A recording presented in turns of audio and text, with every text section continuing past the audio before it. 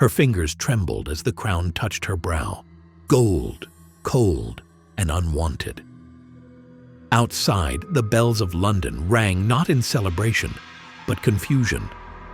A pale girl of 16, too learned for her age and too obedient for her own salvation, was forced into a throne built on betrayal. In the corridors of the tower, she walked barefoot over damp stone, the scent of candle wax and ink still clinging to her gown. For 9 days, she was queen. For the rest of her life, hidden, erased, rewritten, she was a ghost. They called her the 9 Days Queen. But Jane Grey was never meant to rule. She was meant to obey. Her silence then and now was not weakness. It was a sentence. A crown had made her visible. A scaffold would make her unforgettable. Why tell the story of a girl who ruled for just 9 days? Because Jane Grey's tragedy is not about reign. It's about being reigned over.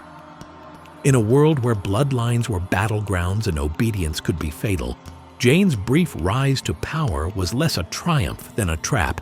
She didn't seize a crown. It was placed on her head like a manacle. Born into the Tudor vortex of ambition and religious upheaval, Jane was a pawn in a game whose rules were written by men with trembling hands and sharpened pens. Her tutors praised her intellect in Greek and Latin. Her family prized her value in dynastic chess. When Edward VI lay dying, the kingdom trembled. Who would succeed him? Not his Catholic half-sister Mary, feared by Protestant nobles. Instead, Jane, young, devout, manipulable, was thrust forward by those who claimed to love her. But the throne she was handed was built on quicksand. Within days, London turned. Within weeks, Jane was imprisoned.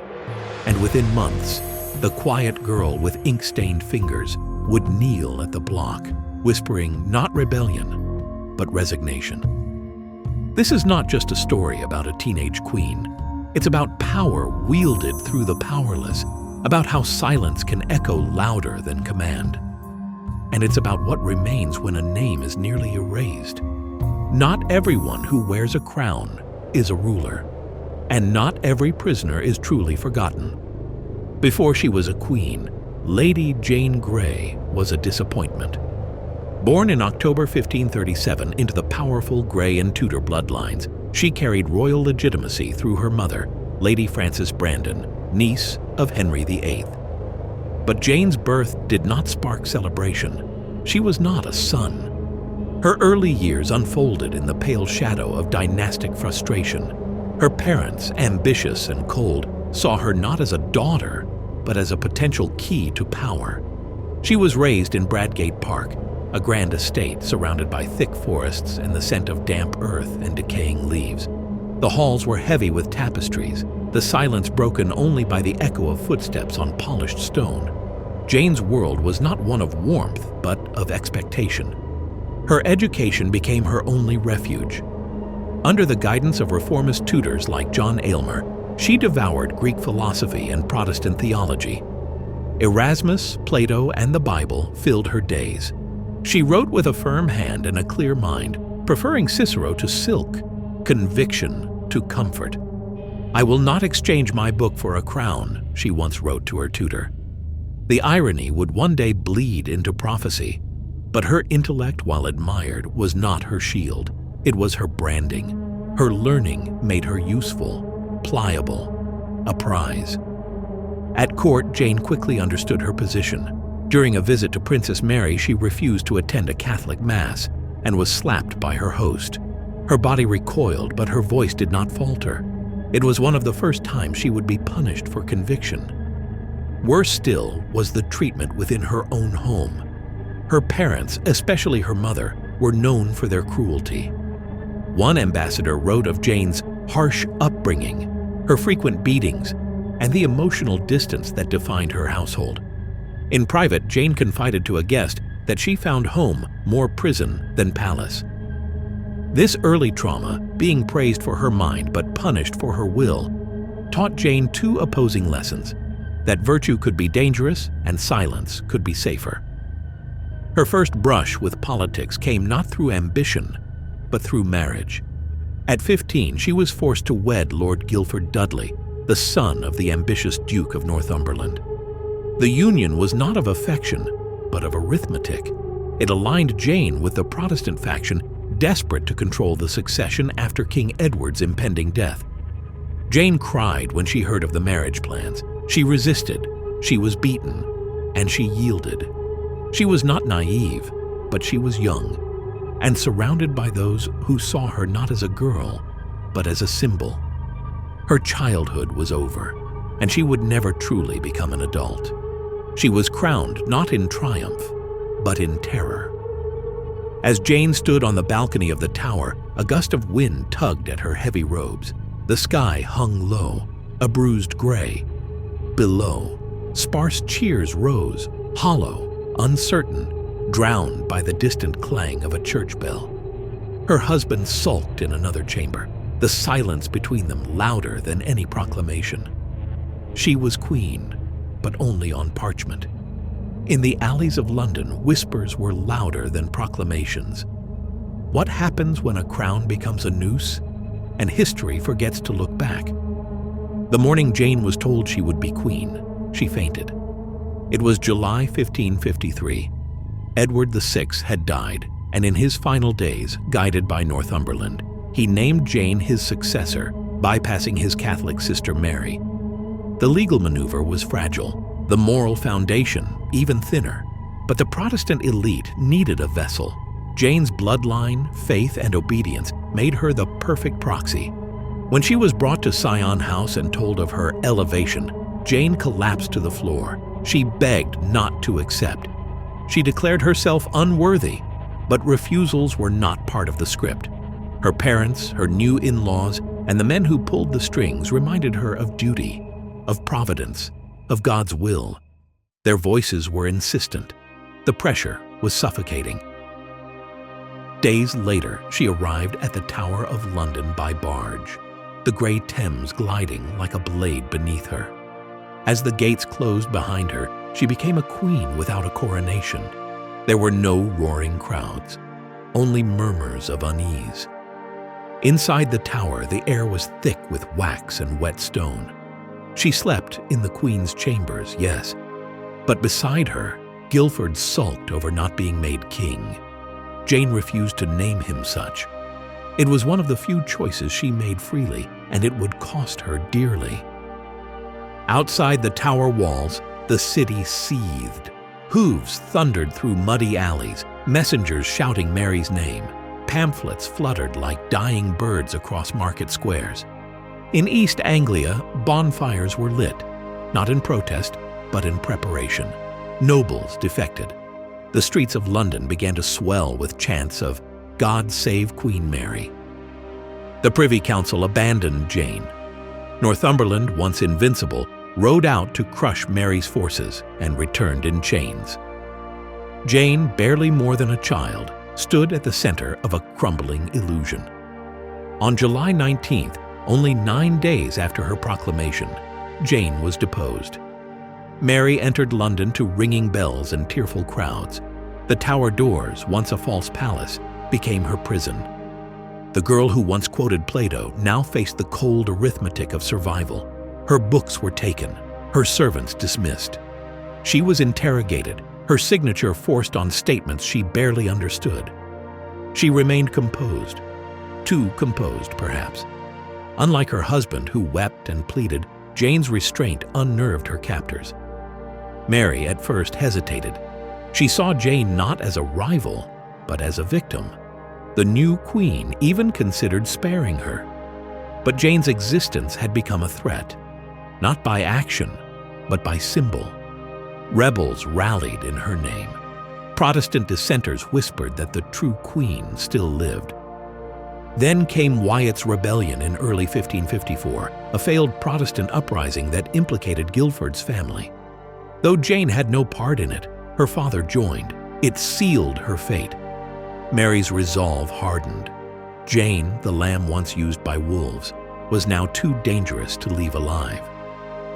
As she awaited execution, Jane wrote letters, not of fear, but of calm finality. Her faith had become her armor. She refused to convert to Catholicism, even when offered a reprieve. In one of her last writings, she penned, "If justice be done with my body, my soul will find mercy."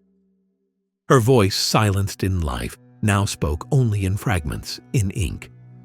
And soon, not even that would remain. On the morning of her death, the sky was pale and still.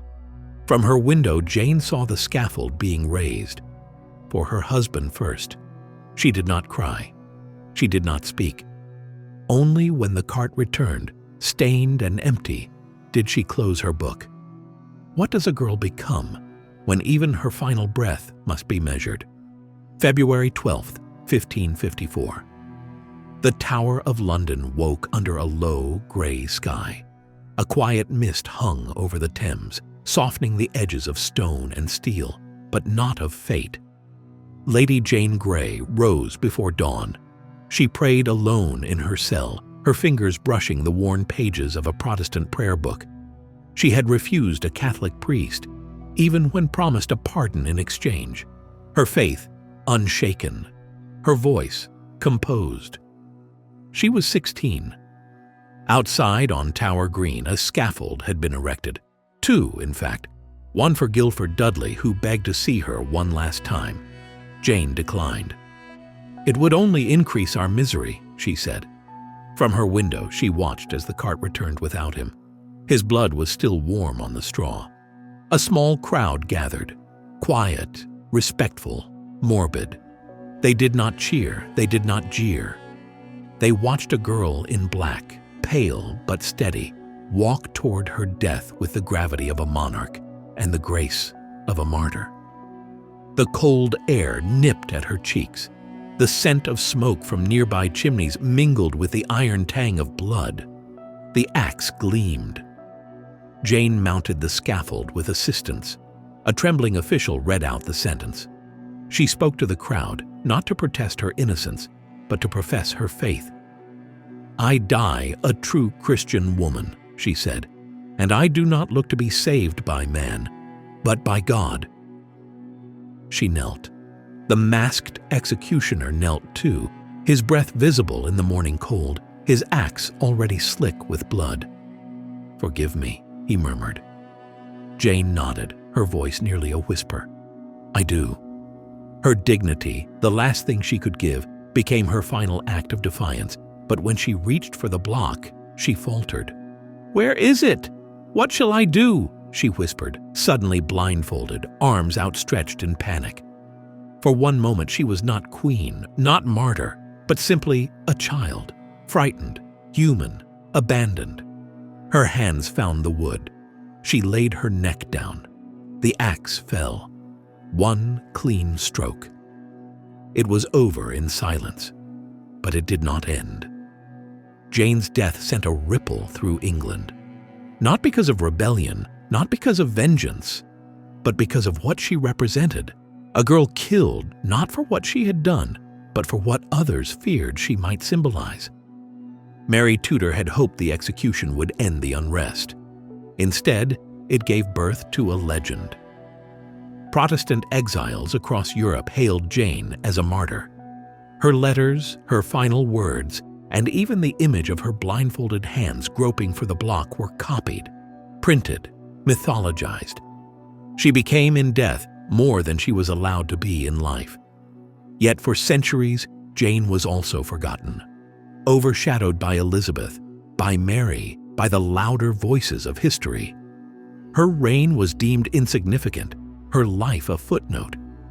But the tragedy lies not in the brevity of her power. It lies in the clarity of her fate. She never asked for the crown. She never wielded it. She signed papers she barely understood, spoke words others wrote for her, and died because no one could bear to let her live. In her death, England silenced not a traitor, but a mirror that reflected what happens when power speaks through the powerless, when innocence is made dangerous by association, when silence, dignity, and conviction are mistaken for weakness. She was a queen for 9 days. But for centuries, her shadow has lingered in the stone of the tower, in the pages of Protestant martyrologies, in the uneasy conscience of history. And in that final gesture, searching in blindness for the block, Jane Grey became unforgettable. Not because she ruled, but because she never truly had the chance. What remains of a life cut short before it had truly begun? In Lady Jane Grey's story, we do not find the arc of a ruler, nor the spectacle of rebellion. We find something quieter and more devastating: the collapse of agency under the weight of dynastic ambition, the erasure of a voice that was never allowed to speak freely. Jane's tragedy is not that she died young, but that she died known only through the roles imposed upon her: daughter, wife, puppet, heretic, queen, never girl, never human. Her story forces us to confront an uncomfortable truth: that innocence in the wrong hands becomes lethal. Jane was intelligent, faithful, morally resolute. But in the hands of her parents, her in-laws, and the political engineers around her, these virtues became tools. Her education became a means of manipulation, her piety a banner for a cause she did not choose, her silence a canvas onto which others painted their fears and hopes. Even in death, Jane was curated. The Protestants made her a saint. The Tudors buried her legacy in silence. And history has mostly passed her by, remembering only the number 9 days, as if it were a trivia fact, not a crucible of fear, obedience, and sacrifice. But if we look closer, Jane Grey becomes more than a pawn.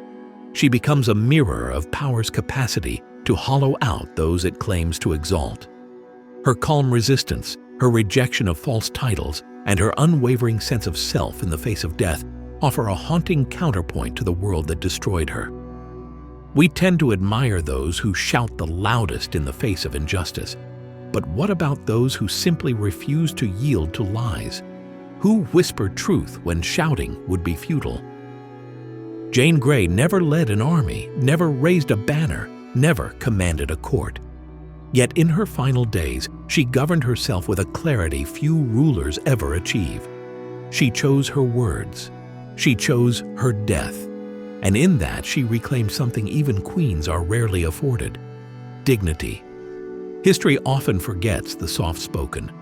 It prefers drama to depth. But Jane's silence was never passive. It was defiance in its most distilled form.